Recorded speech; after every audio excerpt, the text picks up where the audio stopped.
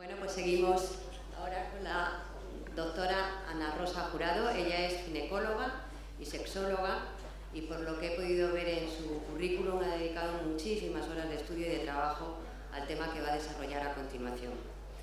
Si hace 2 horas más o menos estábamos hablando del cuidado de nuestros huesos y de las articulaciones, ahora la doctora Ana Rosa Jurado nos va a hablar de una cuestión de la que hablamos muchísimo las mujeres de mi generación. Estoy hablando de las mujeres en torno a los 60 y que sé que preocupa a las que vienen detrás y a las que aún no han pasado por la menopausia.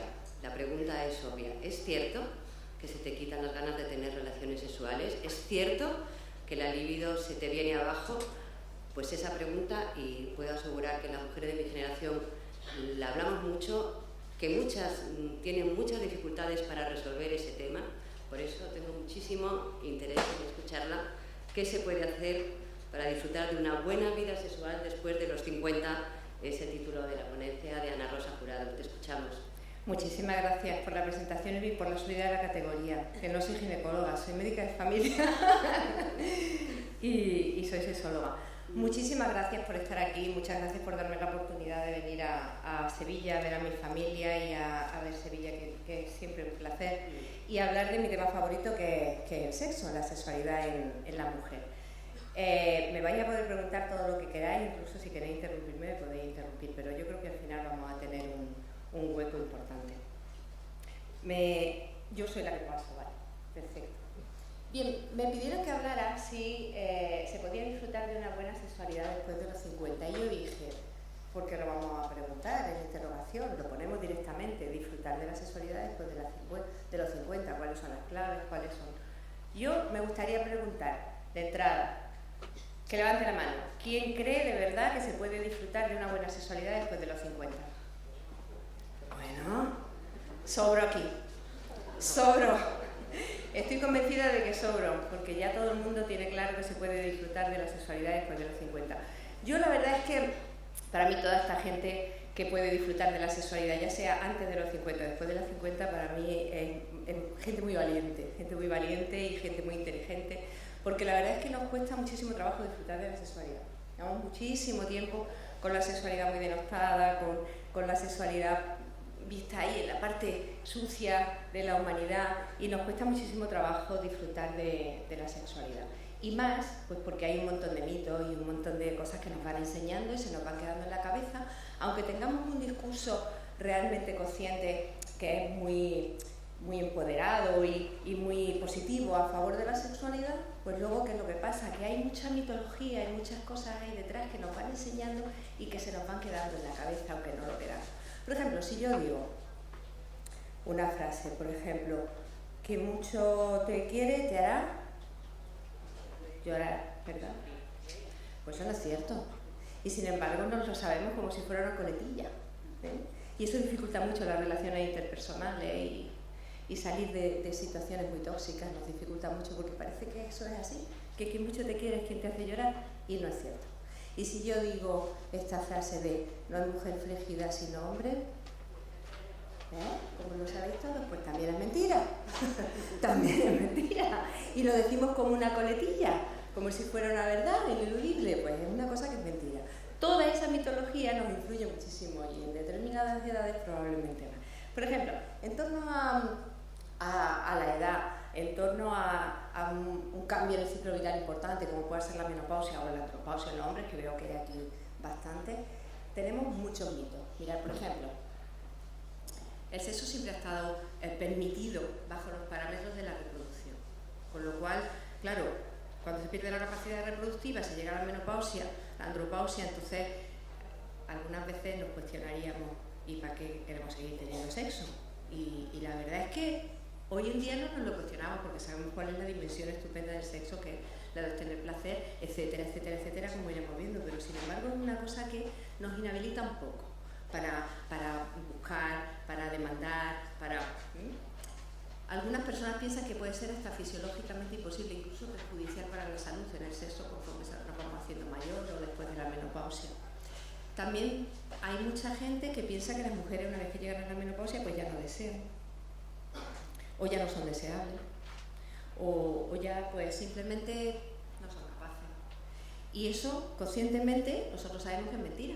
Todas las que estén aquí, que ya hayan pasado, que ya hayamos pasado por la perimenopausia y por la menopausia, sabemos que eso es absolutamente mentira. Seguimos siendo igual de deseantes, nos gustaría seguir siendo igual de deseadas, aunque haya algunas dificultades para eso, pero lo que no somos es incapaces. Podemos seguir manteniendo relaciones sexuales. Luego también tenemos otros mitos, como por ejemplo, pues mira, las mujeres que no tienen pareja y que utilizan la masturbación como medio de tener sexualidad, pues es que un poquillo mal vista, a lo mejor pueden llegar a estar. Y no conscientemente, a lo mejor decir, ¿qué dice esta? Si eso ya está pasado de moda. No, pero eso, como veremos, nos va a costar luego un peaje. También tenemos en la cabeza lo que yo he dicho antes, eso de que no hay mujer frígida sino hombre inexperto. Es decir, pensamos que el orgasmo depende del otro. Tú me procuras orgasmo, yo te procuro orgasmo. No, cada uno se tiene que responsabilizar de su placer. Y esta mitología nos influye. En definitiva, parece que vamos perdiendo el interés por la sexualidad a lo largo de la vida, conforme llega la menopausia muchísimo más, y ya hay un antes y un después. Y no es cierto. Mirad, hay estudios, como por ejemplo estos proyectos que hacen en Estados Unidos con la población, que recopilan datos de millones de personas sobre la vida social, sobre la salud, sobre la edad. Mirad, entre los 57 y los 75 años, estos datos son de hace unos cuantos años, no son de hoy. Entre los 57 y los 75 años, la mitad de las mujeres eran sexualmente activas. Y por encima de los 75 años, un tercio. Podríamos pensar que no. De hecho, cuando preguntamos esto en los congresos médicos, decimos, a ver, ¿cuántas de vuestras pacientes menopáusicas pensáis que son sexualmente activas? 10%, un 15%, y cuando les decimos estas cosas se quedan un poco alucinados, como diciendo, de verdad que es así. En algunos estudios incluso más todavía. Y además hay una cosa buenísima, y es que está comprobadísimo que cuando tú tienes una actividad sexual satisfactoria tienes unos mejores niveles de salud física. Y diréis, hombre, yo sabía que la sexualidad venía bien para otras cosas. Evidentemente hay muchas cosas para lo cual nos viene bien la sexualidad. Por ejemplo, para comunicarnos con los demás, para subir la autoestima, para tener contribuye a tener una buena identidad propia, una buena imagen de nosotros mismos. También es un medio de obtener placer, de liberarnos físicamente. Antes pensábamos que los jugadores de fútbol, por ejemplo, o los deportistas no podían tener sexo antes de los partidos porque perdían por ahí la fuerza. Y ahora sabemos que es todo lo contrario, que tienen que estar con sus parejas, que deben de mantener relaciones sexuales, pues porque eso les ayuda a liberarse y les ayuda a encontrarse mucho mejor y mucho más con mejor autoestima de cara a la competición. Fijaros cómo van cambiando las cosas. Pero bueno, no está mal que yo lo retome aquí. Pero es que además de todas estas cosas que nos hacen pues vincularnos, relacionarnos mejor o tener mejor autoestima, el sexo también sirve para eso, para tener mejor calidad de vida y para aumentar la longevidad. Qué cosa más chula. Es una cosa que deberíamos de tenerlo en cuenta, porque la verdad es que los niveles de salud son mucho mejores cuando se tienen relaciones sexuales. Y entonces, ¿qué es lo que tenemos que decir? Pues claramente que ni la menopausia ni la edad son deletéreas para la sexualidad. Probablemente nos obliga a adaptarnos como a cualquier otra capacidad física, pero desde luego no son deletéreas. Pensábamos que la vida sexual después de los 50 podría estar condicionada por cómo había sido la vida sexual antes de los 50. Esto no es una afirmación categórica, porque ya sabéis que la menopausia, quien haya pasado por ella, supone un antes y un después en la vida de la mujer. Y muchas cosas se retoman y muchas cosas cambian. Entonces es posible que haya habido una sexualidad penosa antes de la menopausia, pero que después, pues por el tipo de pareja, por el tipo de vida o simplemente por el refuerzo que hayamos tenido en nuestra personalidad, en nuestra autoestima, en nuestro empoderamiento, las cosas puedan cambiar. Así que no es tan categórico que si yo he tenido una mala vida sexual antes de la menopausia, después también la voy a tener. Eso no es categórico. Pero sí es verdad que hay algunos factores que a lo largo de la edad y relacionados con la menopausia pueden influir en que se tenga peor sexualidad, peor vida sexual. Entre ellos, mirad, en este estudio que os he traído, encontramos que la mayor edad pues supone una peor función sexual, cuando hay sintomatología menopáusica también, cuando hay cuadros de ansiedad y depresión, cuando la pareja tiene dificultades, no solamente dificultades relacionadas con la sexualidad, como la disfunción eréctil, sino también otras dificultades como por ejemplo el abuso de alcohol y tal. Y decimos, eso no, alrededor de la menopausia las hormonas. Pues mirad, os he traído este otro estudio que es muy chulo, que se hizo, a ver si puedo señalarlo, bueno, no señala muy bien, lo que está en verde. Este estudio se hizo en mujeres que tenían deseo sexual hipoactivo, que es bajo deseo, y que eran mujeres menopáusicas. Se suponía que ese bajo deseo era debido al déficit de andrógenos, del déficit de testosterona que tenían, ¿de acuerdo? Vale, pues se vio una vez que se indagó bastante en cada una de las mujeres, que en el 50% de las mujeres lo que influía era la mala intimidad que había con la pareja. En el 53% el estímulo no era adecuado, el contexto no era adecuado, y en el 43% de los casos había cuadros de depresión. De tal modo que solamente un 25% de ese bajo deseo era atribuible al déficit de andrógeno. Está claro que no en todos los casos es lo mismo y que hay muchísimos factores que afectan en torno a la menopausia y en torno a otros momentos del ciclo vital a nuestra sexualidad. Mirad, yo lo he dividido en factores personales e interpersonales y los vamos a ir viendo un poquillo poco a poco, ¿vale? Vamos a empezar por los factores interpersonales. Está clarísimo que cuando existe la pareja y cuando la calidad de la pareja es buena, voy a tener más posibilidades de tener una buena vida sexual. No es lo mismo tener sexo en este contexto, los veis a ellos ahí que son como súper amables, que se abrazan, que se tocan, que tienen buen rollito. No es lo mismo eso que tener relaciones sexuales en una pareja pues que no se hablan sino que se lanzan cuchillos cada vez que se miran. Entonces, en esos contextos, la verdad es que la calidad de la relación de la pareja hay que tenerla también en cuenta. Y luego, las características de la unidad familiar. Imaginaros qué tipo de sexualidad tiene esta señora mayor que vive en casa de su hija, pero además trabaja para ella y que se pasa la vida cuidando nietos y lo que perdí haciendo más cosas de las que le corresponden, desde luego por su edad. Pues en este caso, la verdad es que la vida sexual queda un poco como relegada, injustamente, a un segundo plano. Y luego también hay que tener en cuenta las enfermedades de la pareja. Como digo, hay enfermedades que pueden de alguna manera pueden afectar a la respuesta sexual, la mayoría de las enfermedades, como veremos ahora. Pero hay enfermedades que no están relacionadas con la respuesta sexual y otras que sí, como son las disfunciones sexuales. ¿Y de qué hablamos? Cuando hablamos de disfunciones sexuales, las disfunciones sexuales son alteraciones de cualquiera de las fases de la respuesta sexual. ¿De qué estoy hablando con la respuesta sexual? La respuesta sexual es todo lo que acontece cuando se produce, a nivel fisiológico, cuando se produce un estímulo sexual. Entonces, la respuesta sexual quedó determinada, aunque hoy en día ya hay muchas otras teorías, por Master y Johnson, de esta manera, para permitirnos clasificar las disfunciones sexuales en las que afectaban a las diferentes fases. Bien, ¿qué es la respuesta sexual? Yo recibo un estímulo sexual, un estímulo erótico, un estímulo que yo considero que me gusta, no a todo el mundo le gustan las mismas cosas, y que puede ser visual, que puede ser auditivo, que puede ser una fantasía, que puede ser un sueño. Y en ese momento todos los mecanismos neurofisiológicos empiezan a producir una excitación, ¿de acuerdo?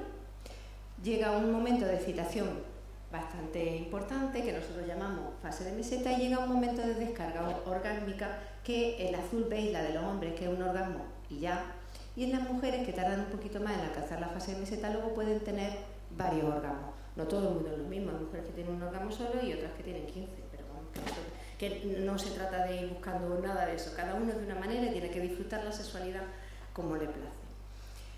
Hay otros modelos de respuesta sexual, de hecho, mirad, hace poco, claro, este modelo presupone que tiene que haber deseo sexual antes, porque dices, claro, yo puedo llegar a tener un orgasmo y tal, pero la cosa es que me apetezca.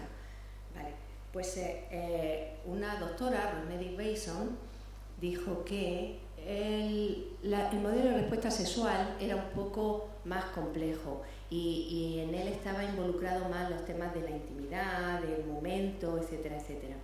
Y dijo, bueno, pues las mujeres que llevan mucho tiempo en una relación de pareja, pues pueden tener un modelo de respuesta sexual en el cual no se necesita tener deseo antes de ponerse a tener un encuentro sexual.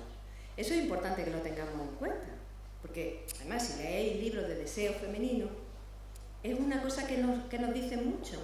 Como esperes a tener ganas, a lo mejor la ganas no viene. Sin embargo, ¿qué es lo que decía Bason? Bason dice, bueno, si tú tienes un buen rollito, un buen nivel de intimidad emocional, pues te predispones, buscas o incluso dices, ¿por qué no?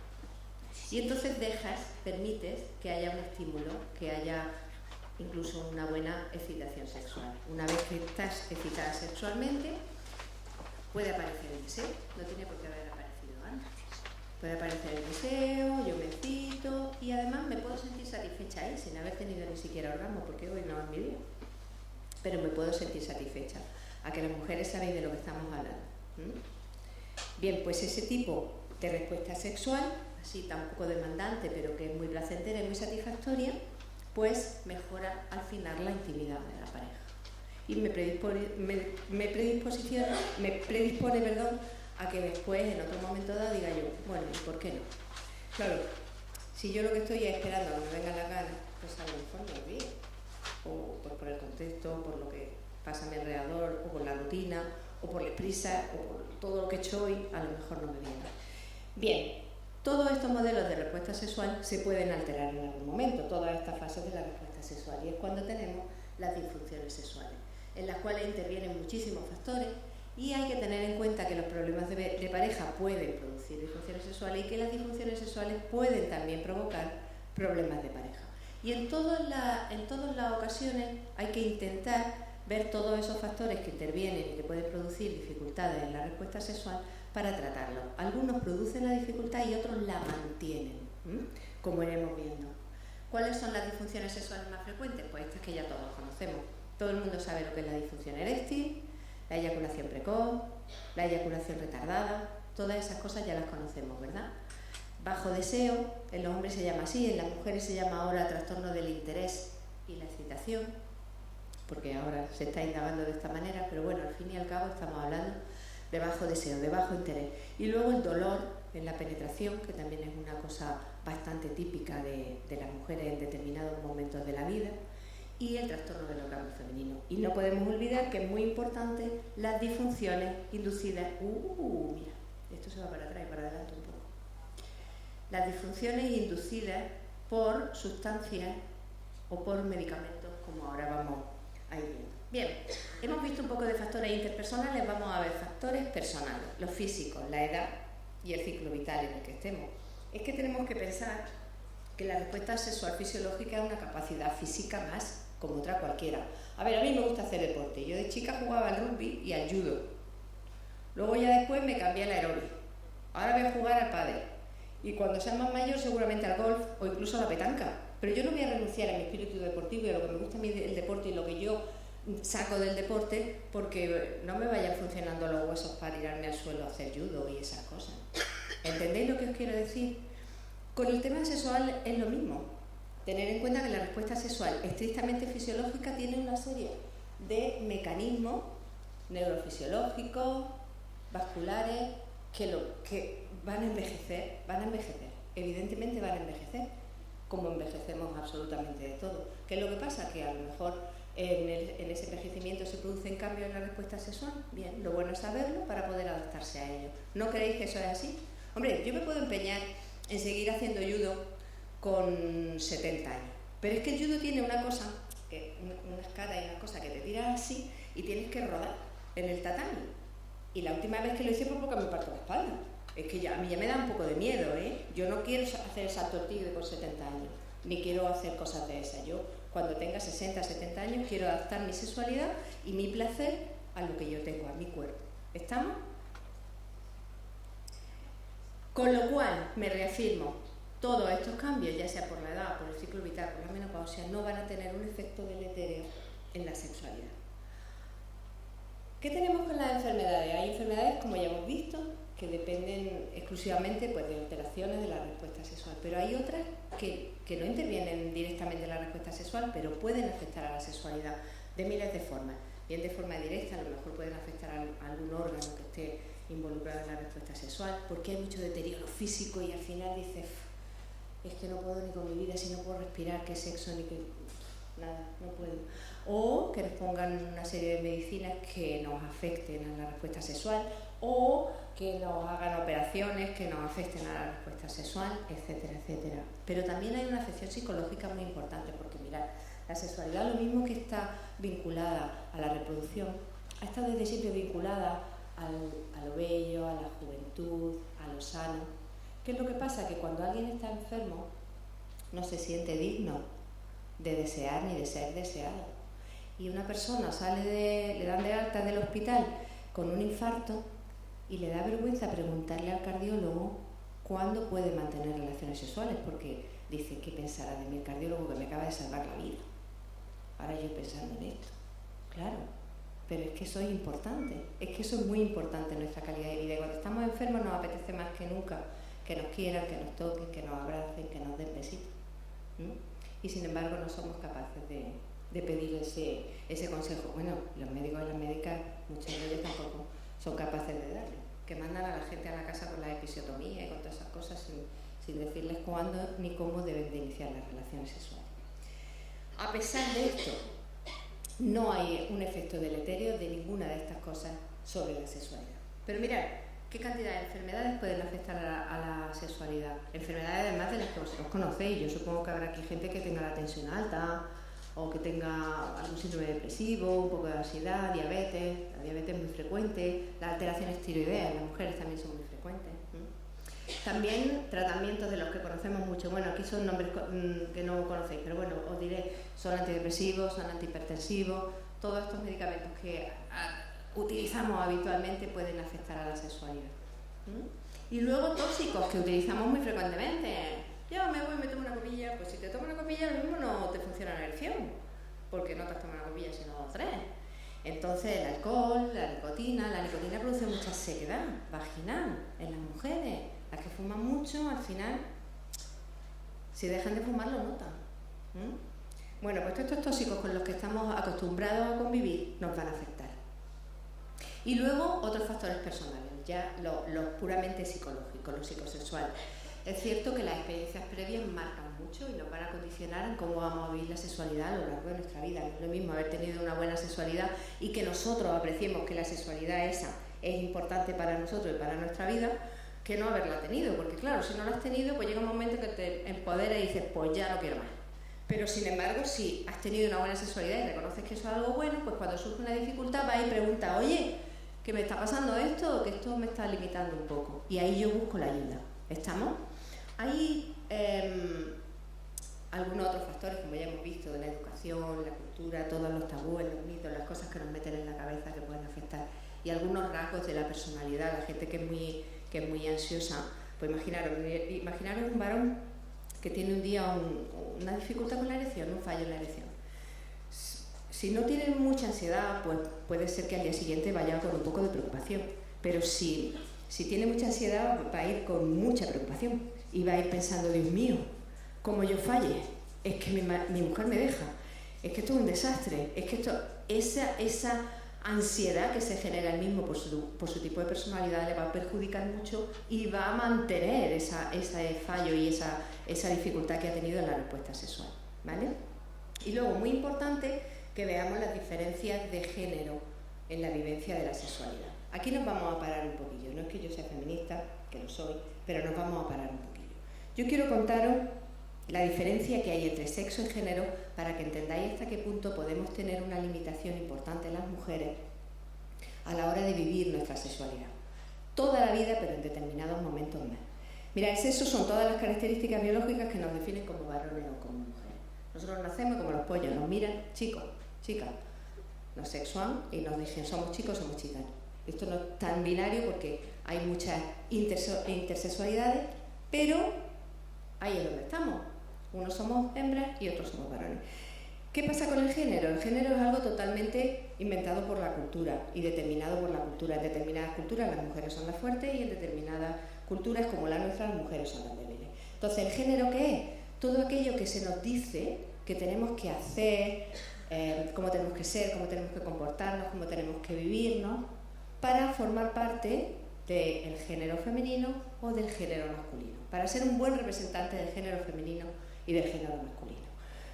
Es como si tuviéramos, bueno, ya sabemos que nacemos con una huella dactilar que es diferente para todo el mundo, pero por una de las rayitas de la huella dactilar se nos dividirá en dos grupos, los que visten de rosa y los que visten de azul.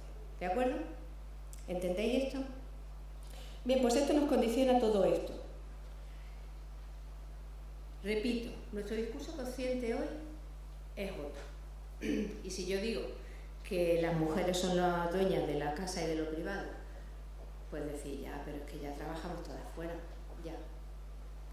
Pero los hombres siguen siendo los dueños de la calle y de lo público. De hecho, es muy curioso ver cómo la gente de hoy que participa y colabora con las labores de la casa, todavía dice, no, yo ayudo en mi casa.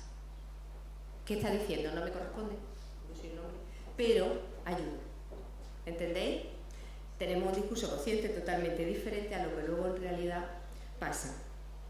Ahí, ¿estoy diciendo algo que no os suena? ¿Estoy diciendo algo que ya está desfasado? ¿A que no?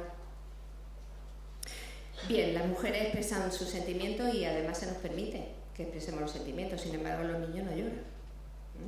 A los niños todavía les educamos las madres en los niños no lloran. Y eso les genera muchas dificultades a los hombres también, no solamente a las mujeres, a los hombres también. Las mujeres son más sacrificadas, más conformistas. Los hombres, pues menos, simplemente más egocéntricos, se les permite más que sean más egocéntricos, que piensen en ellos, que no sean tan sacrificados. Todas esas cosas luego condicionan nuestras relaciones entre hombres y mujeres. Y, por supuesto, a la hora de la sexualidad, a la hora de la expresión de la sexualidad, también existe un componente de género. Por ejemplo, a los hombres se les permite desligar la sexualidad de la afectividad. Si los hombres mantienen relaciones sexuales sin amor, pues tampoco pasa nada, ¿no? Es una cosa que como que asumimos muy bien. Sin embargo, las mujeres no. Las mujeres se les presupone que tienen que tener una vida sexual ligada absolutamente a la afectividad, que tienen que tener sexo con amor. ¿Sí o no? Se nos presupone, porque si no se nos critica. Si tenemos relaciones sexuales sin que esté el amor de por medio, es más, algunas parejas heterosexuales, ellos dicen, no, si yo le pongo los cuernos a mi mujer es una tontería, pero si mi mujer me los pone a mí, cuidado. ¿Por qué? Porque piensa que ha involucrado el amor en eso. Más cosas. Los hombres tienen un rol activo, deseante, un rol de experto. Mirad, hace poco vino una pareja a mi consulta muy graciosa, una parejilla muy jovencilla. Era la primera vez que mantenían relaciones sexuales entre ellos. Y entonces venían cogidillos de la mano. Y del último cartucho ellos pensaban que se tenían que separar porque no eran compatibles. Y el último cartucho era venir a ver. Entonces vinieron a verme y me preguntaron, doctora, es que nosotros creemos que no somos compatibles. ¿Por qué? ¿Qué es lo que pasa? Pues porque nosotros no tenemos orgasmos a la vez. Y yo dije, bueno, que eso no pasa nada, vamos, eso es que así, que el orgasmo es un reflejo, como si te pones a eructar a la vez. Eso no es así. Y hace ella así, y lo mira. Y digo, bueno, pues para vosotros, ¿de dónde habéis sacado esto? Y dice ella, es que lo dice mi novio. Y digo, ¿y a ti quién te ha enseñado eso? Y dice, es que eso es así. O sea, él asumía que era experto. Digo, ¿tú con cuánta gente has mantenido relaciones sexuales? Y dice, no, yo con ella.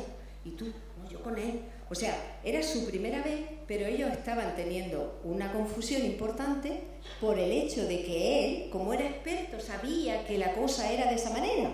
¿Entendéis, no?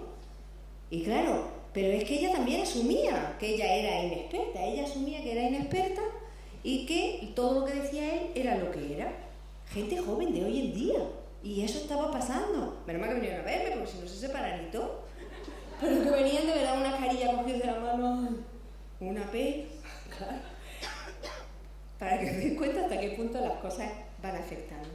Y luego el hombre está habilitado, se le permite que exprese el deseo como una exigencia. Sin embargo, a las mujeres pues se les invita a ser deseable, pero no tanto a desear, no tanto a expresar el deseo. Imaginaros hasta qué punto una señora que llega a la menopausia, que ya tiene 65 años, se queda viuda y ahora se encuentra con una nueva pareja y va al médico de toda la vida a contarle que ella, pues que todavía desea, que encima que ahora que es viuda y que yo la menopausia, pues que le va a dar como mucha vergüenza por todos estos condicionamientos que tenemos, sobre todo las mujeres. Y esa forma parte de todas las dificultades, esa y todas las que hemos estado hablando, pero esas, sobre todo las de género, forman parte de las dificultades que tenemos para consultar, para el abordaje de la sexualidad en las consultas. Por supuesto, en torno al mea culpa, los médicos y las médicas también tenemos lo nuestro, porque además, como vivimos en el mismo mundo que vivimos los demás, donde la sexualidad pues como una cosa que no se habla, ni se informa, ni nada de eso, pues tampoco los médicos y las médicas sabemos de todo esto. O sea que también nosotros tenemos lo nuestro. ¿Verdad, Fernando, que tenemos lo nuestro? Lo tenemos. Luego hay dificultades en el sistema, la gente entra, cuando está en la consulta entra uno, entra el otro, a dejar una radiografía, ahora salgo, ahora no hay un momento ahí como de intimidad para que tú puedas hablar con el profesional de la medicina ahí como mucho más tranquilo. Tampoco hay protocolos que tengan esa parte contemplada, la parte sexológica. Y yo me quiero centrar, porque estamos entre gente no profesional de la medicina, bueno, no sé si aquí habrá muchos médicos y médicas, pero vamos, se supone en principio que no, en las dificultades de las pacientes en este caso. Algunas mujeres no saben exactamente a quién preguntar, porque claro, si no hay sexólogo o sexóloga en la pública, pues tampoco saben a quién le tienen que preguntar. Pero muchas veces lo que tienen es vergüenza, temor a ser juzgadas, como esta que yo te digo, que tenía 65 años, que estaba viuda y que ya, además de menopáusica y viuda, había buscado un noviete. Y entonces a ver cómo le consultaba el médico sin temor a ser juzgada. Que no tiene por qué tenerlo, que la sexualidad es un derecho, pero ¿qué pasa? Luego también relativizar el problema. ¿Os suena esto, chicas, de que no me aguanto mucho el pipí? ¿Qué es lo que voy a hacer? Pues me dirá el médico que me arregle esto, lo que voy a hacer es no beber agua. Y así pues no se me escapa el pipí. Pues no voy a tener ganas. Claro, al final se nos pone la piel hecha una masa porque estamos totalmente deshidratadas de no beber agua. Eso es relativizar el problema. ¿Estamos? Bien, y en muchas ocasiones se desconocen los términos, se desconocen las causas de los problemas que tenemos, se desconocen los términos, pero es que es lógico, porque es que el entorno social en el que vivimos es este. La información la obtenemos del internet, que es como un patio de vecinos, de nuestras amigas, y en muy pocas ocasiones de los profesionales y las profesionales de la medicina o de la farmacia. Ustedes, los que estéis aquí, tenéis suerte, porque claro, estáis viniendo a un sitio donde se nos va a formar muy bien, sobre todas las cosas relativas a la sexualidad, ya sea de antes o ya sea después de los 50. Y vamos a hablar de algunos cambios de la menopausia que ya aquí todo el mundo conoce, que podrían afectar de alguna manera a la sexualidad. Mirad, los cambios en el tejido adiposo, ya sabéis que eso de que la grasa que se pone aquí, que ya no hay manera. Se redistribuye la grasa corporal cuando llegamos las mujeres a la menopausia y eso es lo que tenemos. Y luego pues todos los síntomas como los sofocos, las sudoraciones, las palpitaciones, eso también puede afectar. Yo tenía una mujer que se quejaba de bajo deseo, pero cuando hablé con ella me dijo, vamos a ver, si yo no tengo bajo deseo, yo lo que pasa es que cuando se me echa mi marido encima y me pongo a sudar como una posesa, es que no puedo mantener relaciones sexuales. Fijaros hasta qué punto la tontería. Pues sí, ya le estaba generando un problema y todo. Luego, claro, la piel, pues se disminuye el colágeno, se pierde firmeza, aparecen más arrugas. Y luego hay muchos cambios psicosexuales. Mirad, ya sabemos que la menopausia es supone un antes y un después en la vida de la mujer. En algunas ocasiones para muy bien, pero en otras ocasiones no para tan bien. En algunas ocasiones tenemos una fuerte pérdida de sensación de juventud, de que se nos excluye del modelo social de belleza. La belleza socialmente hoy en día la da la juventud, y es que anuncian las cremas de antiarrugas las chiquillas con 13 años. Y es que digo, ¿no me da vergüenza a los anunciantes de hacer esto? La chiquilla con 13 años anunciando una crema antiarrugas. Por mucho moño de abuela que le pongan, la chiquilla tiene 13 años, no puede tener arrugas.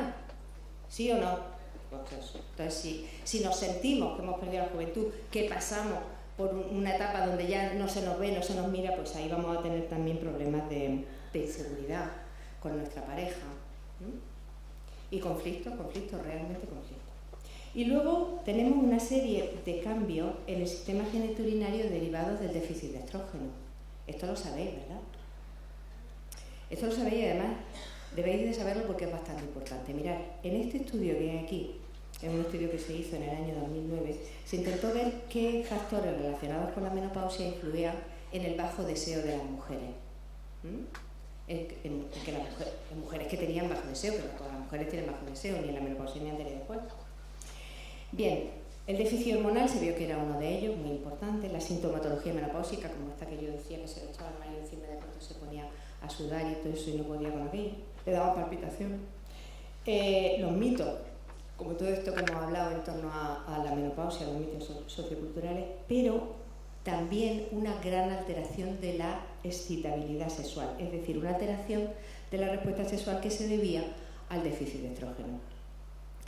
De tal modo que el primer síntoma de esta alteración, que es la sequedad vaginal, que es un síntoma que la que no conozca ya lo conocerá, porque es muy frecuente, muy frecuente, pues contribuía, pues era la causa de la disminución de la libido, del bajo deseo en las mujeres de este estudio, en la mayoría de ellas, en el 87% de las mujeres que decían tengo bajo deseo, era por eso, por la sequedad. Entonces, claro, las mujeres van y consultan, ¿qué problema tienes? Pues yo que no tengo ganas. A ver, si sigues preguntando te das cuenta de por qué no tienen ganas, porque tienen sequedad, porque les molesta, porque, etcétera, etcétera, etcétera. Mirad, esto de aquí de este lado de acá, es un útero y una pared de la vagina en condiciones normales. ¿Veis que es gruesa? Que está... Esto no funciona bien. ¿Veis? Mira, lo veis que es muy gruesa, que tiene muchos vasos sanguíneos, un útero ahí lustroso. Bien, cuando se pierden los estrógenos después de la menopausia, todo se hace más pequeño, lo cual nos viene muy bien, porque quien tiene mioma y está todo el día sangrando y todo eso, pues le viene estupendamente que el útero se reduzca y se paren ya la regla y todas las cosas de estas. ¿Pero qué pasa en la pared de la vagina? Pues mirad, la pared de la vagina, que era así de gruesa, ahora se hace así de delgadita. Y los vasos sanguíneos, que eran tan potentes, ahora se hacen, pues nada, una piltrafilla. Claro, ¿qué es lo que pasa? Pues la vagina, que era así de rugosa y de chula y de ancha, pues se queda así de delgadita. Entonces tiene menos pliegues, con lo cual es menos elástica y menos flexible y mucho más sensible, porque mirad, aquí están las terminaciones del dolor. Claro, antes estaban aquí, pero todo esto hacía como que no llegara la cosa. Pero ahora es que están tan cerca de la superficie las terminaciones del dolor que después es una vagina excesivamente sensible. Esto es lo que llamamos el síndrome genitourinario de la menopausia. Y eso no es una cosa que vaya a mejorar con el tiempo. Los sofocos sí. Sofocos, tú tienes sofoco una temporada y luego ya después dices, oh, yo ya pasé la menopausia, porque ya pasaste los sofocos. Pero esto no, esto va peor. Esto va cada vez a peor. ¿Y qué es lo que nos produce? Pues lo primero de todo, la sequedad vaginal. Después, pues vemos que no lubricamos como respuesta al estímulo sexual. La mujer tiene la lubricación, el hombre la erección, la mujer pues toda la ingurgitación de ahí de todos los órganos, pero la lubricación, bueno, pues la lubricación se ve deteriorada. ¿Y qué puede pasar también? Pues que nos duelan las relaciones. ¿Y qué puede pasar? Incluso que lleguemos a sangrar después de tener una relación coital. ¿Y qué pasa con esto? Pues que disminuye la excitación, el orgasmo, el deseo, me irrito, y además pues también me puede doler al orinar y tener más infección y se me escapa el pipí, madre mía, eso. Eso afecta mucho a la calidad de vida de las personas. Por este motivo, mirad, cuando hay atrofia, que es de lo que estamos hablando, el déficit de estrógeno que produce atrofia, va a provocar dispareunia, que es el dolor del que estábamos hablando en las relaciones. Eso va a hacer que tengamos un vaginismo secundario. ¿Eso qué es? Pues que como me da tanto miedo que me vayan a hacer daño, cojo y aprieto. Y entonces que tengo una relación sexual no satisfactoria y mucho más dolorosa. ¿Y qué es lo que pasa? Pues que ya no deseo. A ver, a mí me puede gustar mucho las lentejas, pero si cada vez que me como un plato me duele la barriga, pues yo ya no quiero lentejas, no es que ni las compro, ¿eh? Pues eso es lo que pasa con el deseo. Si yo cada vez que mantengo un encuentro sexual es un calvario, pues al final digo, no, es que a mí no me gusta tener relación sexual. Claro. ¿Qué es lo que pasa? Que disminuye la actividad sexual. Si no quiero tener relaciones sexuales va a disminuir. ¿Y eso qué va a hacer? Pues que empeore la atrofia. ¿Qué es lo más importante de todo esto que tenemos que sacar de hoy? De todo el día de hoy. Que cuanto más relaciones sexuales se tengan, menos atrofia va a haber. Ese es el mejor tratamiento para la atrofia, las relaciones sexuales. Apuntar. Tomando nota. Esto es lo más importante del día de hoy. No me importa el hueso, no me importa nada, por favor, esto. Tenedlo en cuenta, Tenedlo en cuenta. Esto, no, de verdad, Por favor, chicas, meteroslo en la cabeza. Si yo no, yo peor. Si yo sí, yo voy mejorando.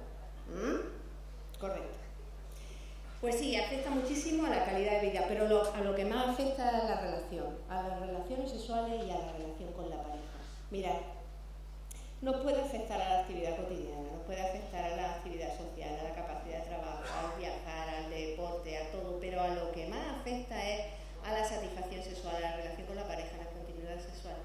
todo eso es a lo que afecta todos estos síndromes que derivan del déficit de estrógeno en la menopausia.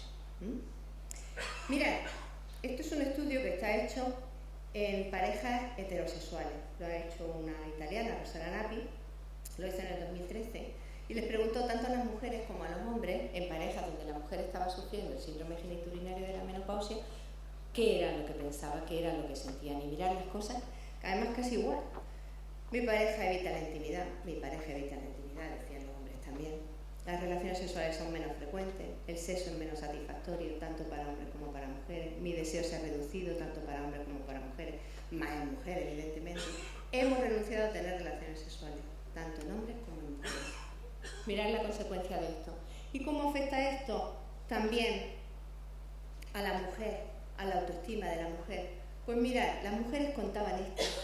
Mi cuerpo no funciona como antes, me deprime mi vida sexual, qué asco, dirían. Claro que nos van a poner eso ahí. Pero seguro que decían, esto no es lo que era. Pérdida de confianza como pareja sexual, me siento menos mujer, me preocupa mi vida sexual en el futuro, no me siento sexualmente atractiva, he perdido mi juventud, me siento vieja. Por Dios, qué dolor. Ahora vuelvo a preguntar, después de esto, ¿es posible disfrutar de una vida sexual después de los 50? ¿A que sí? Venga, levanta la mano. ¡Sí! ¡Sí se puede! ¿Por qué? Porque lo que hay que hacer es no conformarse. Ahora que ya estamos informados, ¿qué es lo que hay que hacer? No conformarse. No conformarse con esto. Esta era nuestra campaña de hace poco, de Día de la Menopausia. No te conformes. Esa era nuestra campaña. Hay que ir al médico. ¿Cuáles son las claves? Consultar. Consultar en el médico, con libertad, sin vergüenza. Sin ninguna vergüenza. Como yo consulto con el médico como consulto cualquier otro tema de salud. Esto forma parte de la salud sexual. ¿Y por qué consulto? Porque la sexualidad libre y satisfactoria es un derecho, mi derecho. Yo consulto y no me conformo. ¿De acuerdo? Que piensen de mí lo que quieran, quien quiera. Yo consulto. Y sobre todo, ahora que ya somos mayores, vamos a cuestionarnos las cosas que nos han enseñado y no nos vamos a tomar al pie de la letra lo que nos contaron cuando éramos chicas. Vamos a cuestionar los tabús, vamos a cuestionar los mitos. Y sobre todo vamos a mejorar el estilo de vida, la comunicación con la pareja, mensajes corporales sanos, sexo sano y corporales sano. En torno a mea culpa. En esta encuesta de aquí había mujeres que habían visto al médico, que habían consultado con su médico, con su ginecólogo, con su ginecóloga. ¿Y qué ocurría? Pues que en el 61% de los casos ellas esperaban que el médico iniciara la conversación en el tema de la sexualidad y sin embargo solamente lo hicieron los médicos y médicas en el 11% de los casos. Por eso digo que vamos a no esperar que dependa de los demás, vamos a nosotras consultar, a no conformarnos y a consultar, porque es fundamental. Lo que os decía, la comunicación médico-paciente era la que arreglaba los problemas, la que solucionaba los problemas. Y además un problema como este, que como os he dicho antes, no mejora con la edad. Los sofocos sí, pero esto no. Esto cada vez va a ir a peor. Y tenemos tratamientos, y ya con esto voy a terminar. Tenemos tratamientos que no tienen por qué ser en todos los casos terapia sexual, ni terapia de pareja, ni cosas de esas así. Pero hay muchas cosas de tratamiento. Pero la mayoría de los problemas se solucionan con asesoramiento de información, con tratamiento farmacológico y no farmacológico que todos médicos, médicas, incluso la gente que está aquí conoce. Y un buen consejo sexual, entre ellos modificar los hábitos, cambiar los fármacos que nos afectan a la sexualidad, modificar los hábitos de vida. Tenemos que saber que si dejamos de fumar 2 paquetes al día vamos a tener una mejor erección, vamos a tener menos sequedad vaginal. Todas esas cosas hay que saberlas, ¿de acuerdo? El hacer deporte también viene muy bien. Y luego, tener relaciones sexuales menos demandantes. Los sexólogos y sexólogas hablamos de relaciones sexuales menos demandantes, que no sean tan centradas en lo genital, tan centradas en el coito, tan centradas en tengo que tener un orgasmo o 7 porque yo antes tenía 7, ahora también. Todo lo que suponga simplemente un disfrute, solamente el tocarse. Mira, yo tengo un compañero sexólogo que cuando da charlas para mujeres les dice, mirad, tenemos que descoitalizar, que no sea el coito el más importante, desdramatizar, que no sea un drama cualquier cosa que nos pase, vamos a reírnos un poquillo, y desgenitalizar, que no sea lo genital lo más importante. Esas son las 3 D. Y le dice un día una señora: doctor Mir, yo pongo otras 2 Ds más. ¿Cuáles son? Desnudar despacito. Y eso ya se ha quedado, ¿verdad? Ya lo utilizamos todos porque la verdad es que es muy bonito. Es que eso es lo que hay que hacer. Hay que tener una sexualidad con un sexo más descoitalizado, más desdramatizado, donde se desnude despacito y donde se tenga una relación con el sexo muchísimo más amable, menos demandante, mucho más divertida. Y esta es una frase que utiliza mi marido siempre, que a mí no me gusta mucho porque no es igualitaria, porque dice que el hombre, pero debería decir el hombre y la mujer, pero es muy bonita y por eso termino aquí. Lo más profundo que hay en el hombre es la piel. Os voy a poner el tráiler de una película que si no habéis visto, por favor, vedla, porque es genial. Además está muy bien documentada, muy bien hecha, nos pidieron a la academia información para hacerla los guionistas y la verdad es que es una película preciosa. A ver si se ve.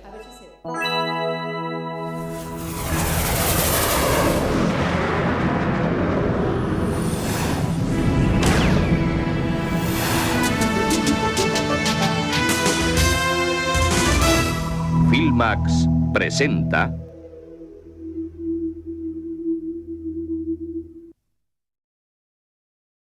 Cuando las mujeres se estimulan, ¿qué hacen? Se acarician los genitales, el clítoris. Cierra los ojos y relájate. Esto te va a doler, pero te va a gustar. Lo único que te puedo ofrecer es una relación puramente sexual. Me parece bien. Puede tratarse de una descompensación hormonal sobresexuada. ¿Y esa mujer? ¿De dónde ha salido? De las clases de sexo. El disfrute sexual es un derecho. Lo que ocurre es que a muchos de nosotros no nos han educado para el placer. A mí me gustan más los de verdad. Yo soy multiorgásmica. ¿Qué es una broma esto? Si te tocas arriba y notas mucha sensación, eso es el clítoris. Abuelo, ¿tú follas? Si quiere follar, que folle, que folle. Pero no voy a permitir que ninguna mujer le meta ideas raras en la cabeza. Doctor, ¿usted tiene fantasías? ¿Qué voy a hacer? No era una pregunta, era una apreciación. Es curioso que en las 2 ponencias anteriores todo el mundo hemos querido preguntar. Ahora mismo, la gran mayoría de las mujeres, por no decir casi todas, tienen dudas en la cabeza. Tienen una pregunta ahí dentro que le da tanta vergüenza hacerla que no la hacen. ¿Te das cuenta cómo es verdad lo que yo digo? Sí. Si es que no me lleva. Por eso es tan importante hablar entre nosotras, por favor. Hay que hablar. Y si alguien tiene una duda, que la diga. Yo soy hombre y no puedo preguntar porque tomo citalopram, lo siento. Sí puedes preguntar, aunque tomes Yo duda. como experiencia particular, diré, aunque soy joven, tengo la menopausia y sufro y he sufrido la sequedad vaginal. ¿A que sí? Es tremenda. No entiendo ni entenderé nunca cómo yo, con 48 años que tengo ahora mismo, para mí todo esto era un gran desconocido. O sea, todo. La menopausia, los síntomas, qué me pasa, qué no me pasa, y sobre todo este tema. Yo tengo a mi pareja, como veis, gracias a Dios, no tengo ningún problema. Gracias a Dios, pero no le pasa a la gran mayoría de las mujeres. Yo aún así, teniendo una pareja como la que tengo, me ha costado, me ha sido muy difícil, incluso con los médicos. Yo iba y le decía, oye, mira, me pasa esto, me duele, tengo sequedad, ¿qué está pasando con mi vagina? Y los médicos te decían, miran y te dicen, pues ve a una farmacia y pide una crema. Sí. Bueno, ya sabes tú que se hizo una encuesta. A ver, se ha hecho una encuesta. Además que hemos quedado como el culo. Porque le preguntaban a los médicos y médicas y a las pacientes sobre las mismas preguntas sobre la sequedad y sobre las relaciones sexuales y sobre todas esas cosas, ¿no? Entonces le preguntaban a las mujeres, ¿cuántos médicos a cuántas de ustedes el médico o la médica les sacó la conversación? El 11%, que ya lo hemos visto ahí, ¿no? Y luego le preguntaban al ginecólogo y decía, no, yo hablo con mis pacientes del sexo y de la sequedad vaginal con todas. Quedamos fatal. Luego contrastamos la respuesta y dijimos, vamos a tener que hacérnoslo mirar, que a lo mejor no va a ser como nosotros lo pensamos. Es cierto. Yo voy a hacer una observación. Venga. Y con esto creo que debemos de terminar y dejar paso a la próxima ponente. Cuando se hacen este tipo de charlas, tú misma has dicho que hay que follar o tener relaciones sexuales. Bueno, no utiliza la palabra follar, pero sí. Bueno, relaciones sexuales, ¿no? Es que no lo digamos, pero vale. Sí, hay que tener relaciones sexuales. De la masturbación también. Porque claro, hay muchas mujeres que no tienen pareja y ni tienen ganas de tenerla. Eso sí lo he dicho, ¿eh? ¿Por qué no se dice eso también sí que hay que masturbarse? Eso sí lo he dicho, he hablado de la masturbación en la segunda diapositiva. De hecho, yo prescribo masturbación. Yo lo prescribo, no solamente porque sea sexóloga, también cuando trabajo como médica. Prescribo. Vamos a ver, es que tienes que mantener relaciones sexuales porque si no, esto al final ya verás. Aparte de la crema, aparte de lo que yo te mande, aparte de la pastilla, aparte de lo que yo te dé, de lo que acordemos entre las dos que vayas a usar, tienes que tener relaciones sexuales. Cuando tengo pareja, digo, chiquito, no tienes mano, no tienes, comprate un álbum, lo que sea. Yo, a ver, que es de verdad una prescripción facultativa. Sí, yo lo prescribo. O sea, que sí. Que esta es la conclusión del día. La conclusión del día es que lo que mejor ayuda a evitar la sequedad y la atrofia es el sexo. Bueno, yo como dije una vez en un programa de radio, creo que habría que tener encuentros de encargos colectivos con una buena música y una cabinita cada uno, ¿no? Y ala. Bueno, eso sería ya si estuviéramos preparados mentalmente para eso. ¿Te imaginas? A ver. ¿Ya está abierto? Ah, gracias. Vamos a ver. Venga. Yo tengo 66 años. Correcto. Cuando tenía los 20 años, salí al extranjero, salí un poco antes, pero salí al extranjero. Y yo dije, con la cantidad de carpetobetónicos que hay en mi país, yo tengo que descubrir cómo follan los hombres de otros países. Y me fui a Italia. ¿A follar? No, un momento. Y me salió un pretendiente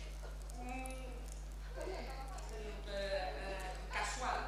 Y yo le dije, Francesco, yo no quiero penetración. ¿Tú qué sabes hacer? Y cogió una bombilla y la desenroscó con la lengua. Y dije yo, madre mía. ¡Qué bien! ¿Y no te la has traído? ¿No te la has traído para ti para siempre? Vamos a ver, el problema es la imaginación. Julio Anguita decía siempre, programa. Y yo le digo a muchas mujeres, Kama Sutra. Coño, leer el Kama Sutra, que hay posturas miles sin penetración. Porque es que los pobres nada más que tienen el péndulo de Foucault. Por eso cuando yo te decía lo de descoitalizar... Las manos y la lengua. Claro. Cuando yo te decía lo de descoitalizar, tú hacías... Correcto.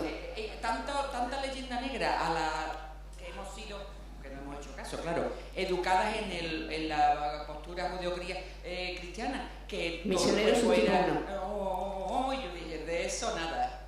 Mi menda va a hacer lo que quiera. Eso. Y yo soy la que disfruta, y si tú no lo haces, get out, que lo insulto, get out, no el go away, sino get out. Ya está, y hablar claramente con la pareja, hombre, mujer, perro, gato, en fin, lo que sea. Pero si es que le tenemos miedo a decir follar, polla, viene en el diccionario todo, si es que no hablamos. Efectivamente. Y ahora la gente quiere follar con el móvil. No es simple. Ahora también tiene su punto, ¿eh? Ahora un momento, tener cuidado, con las enfermedades venéreas, con las enfermedades... Sí, porque después de ese alegato tenemos que ser un poco más correctos y decir, siempre con preservativo.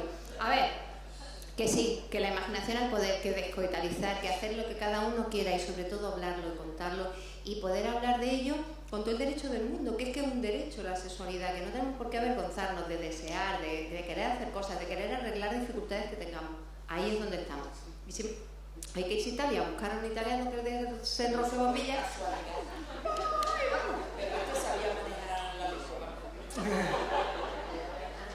Y por supuesto, como tú has dicho, no hay que tener miedo si se tienen relaciones ocasionales, decir, cuidado. Reírte mucho. Y yo tengo atrofia vaginal, no hay ningún problema. Hay muchas otras cosas que se pueden hacer. De vagina para afuera y todo un mundo. Exactamente, si